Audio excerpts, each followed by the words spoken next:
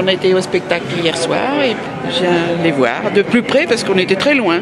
C'est lequel votre préféré? Oh bah Philippe, bien sûr. Nous venons voir Philippe.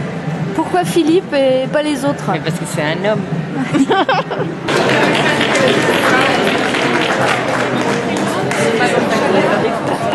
Vous faites toujours vos super sauts? Oui, toujours. Oui, je m'efforce toujours de faire mon maximum chaque soir et puis voilà quoi. Tant que je peux le faire et puis bien sûr, tout dépend bien sûr de ma forme parce que c'est vrai qu'on a un rythme vraiment acharné. Ce spectacle, c'est les 70 ans d'Holiday on Ice cette année où donc Holiday on Ice a réuni pour le plaisir de son public d'avoir Surya Bonaly, Sarah Abitbol, Stéphane Bernardis et moi-même sur le même spectacle, parce qu'habituellement Holiday on Ice ne réunit qu'une seule tête d'affiche. Et là, nous, on en rêvait depuis 15 ans. Ça fait 15 ans que ça ne nous était pas arrivé de se retrouver sur une même patinoire en France pour faire un spectacle. On a créé un numéro exprès à 4 qui s'appelle le Boléro, qui permet justement de se remémorer et d'expliquer la fratrie qui est expliquée entre moi, Surya, Sarah et Stéphane. Parce qu'on a vécu tellement de choses tous ensemble, des moments, des défaites, des victoires, des chutes, des blessures.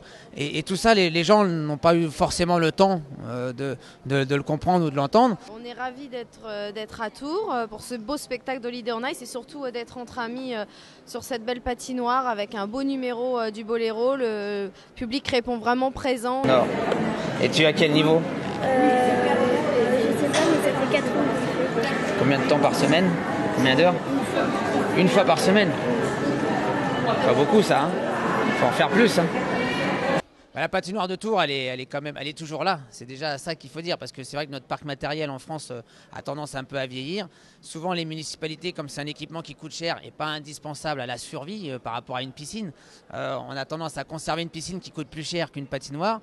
Mais aujourd'hui, il faut reconnaître que la ville de Tours a conservé cette patinoire, plus la petite patinoire de Jouer-les-Tours qui se trouve à quelques kilomètres d'ici.